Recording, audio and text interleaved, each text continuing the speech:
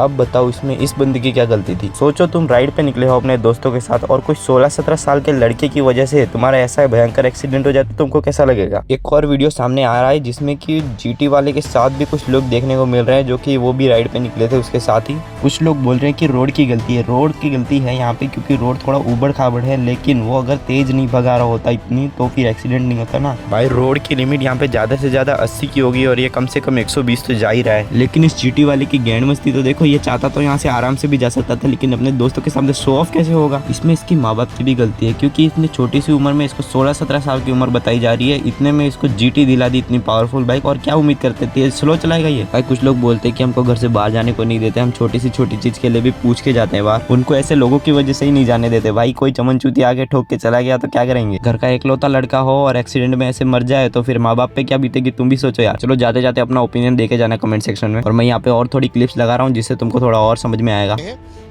यही वो डिवाइडर है जहां पर नैतिक का जो सर है वो हेड पोर्शन से यहां टकराता है और यहीं पर उसका सिर फट जाता है। और निशानी अगर मैं आपको एक्सीडेंट की दिखाऊं तो आपको मैं दिखाऊंगा, ये उसी बुलेट का स्पीडोमीटर है।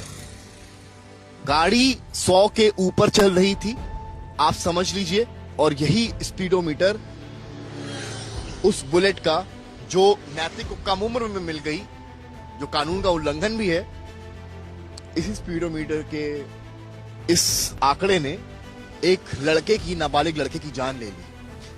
अब आपको दूसरा मैं हिस्सा दिखाता हूं। ये उसी गाड़ी का एक स्पेयर पार्ट है, देख सकते हैं, ये टायर के करीब लगता है और ये हिस्सा भी यहां पर टूटा पड़ा हुआ है। तो आप समझ लीजिए घटना को 24 घंटे से ज्यादा हो चुके हैं, लेकिन जो उसके अवशेष है गाड़ी के, अब आपको मैं दिखाता, ये देखिए किस तरीके का ये एक्सीडेंट हुआ है। अब ये देखिए पूरा जो ग्लास है वो टूट गया है, इस तरीके का ये इंसिडेंट हुआ है। इस तरीके से गाड़ियां आपस में भिड़ी हैं और कुछ पार्ट्स आपको वहां भी स्पेयर पार्ट्स गाड़ी के दिखाई पड़े। तो कुल मिलाकर कहानी ये है कि नैतिक तो नहीं रहा।